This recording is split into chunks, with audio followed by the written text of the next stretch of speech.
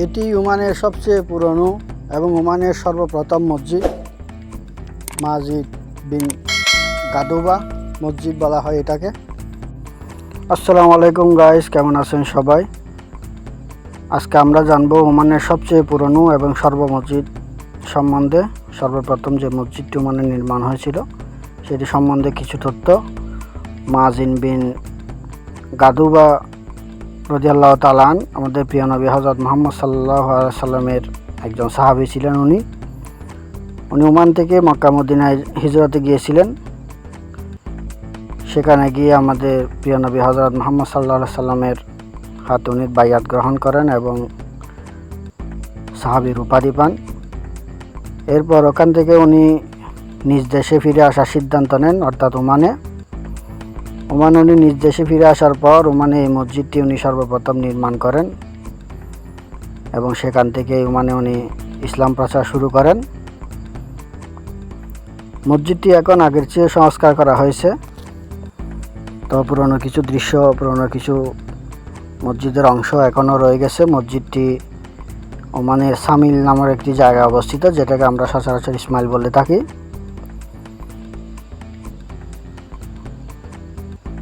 তথ্য অনুসারে 570 খ্রিস্টাব্দে মসজিদটি নির্মাণ করা হয় এবং মসজিদটির পাশেই হযরত মাজিদ বিন গাদুবা রাদিয়াল্লাহু তাআলা আনহুর মাজার শরীফও আছে। নিত্যদিন এখানে বিশ্বের বিভিন্ন জায়গা থেকে দর্শনার্থীরা মসজিদটি দেখার জন্য আসে। এটি হলো ওমানের সর্বপ্রথম এবং সবচেয়ে পুরনো মসজিদ এবং এটি মসজিদ আল মিদমার নামেও পরিচিত।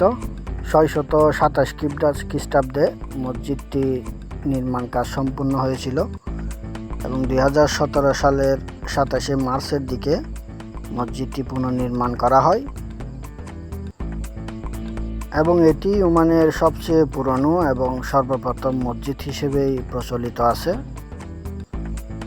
সাহাবী মাজিদ বিন গাদুবা ছিলেন ওমানের প্রথম মুসলিম এবং উনি আমাদের নবী করিম সাল্লাল্লাহু আলাইহি সাল্লামের হাতে ইসলাম গ্রহণ করেন এবং এই মসজিদটি প্রতিষ্ঠিত করেন।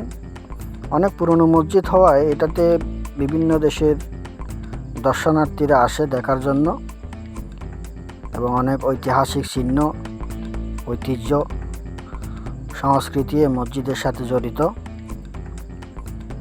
এটি ওমানের প্রাচীনতম মসজিদের মধ্যে একটি এবং বলা হয় এটি সর্বপ্রথম মসজিদ। ভিডিওটি যদি আপনাদের ভালো লাগে তাহলে অবশ্যই একটি সাবস্ক্রাইব করে যাবেন। ধন্যবাদ সবাইকে।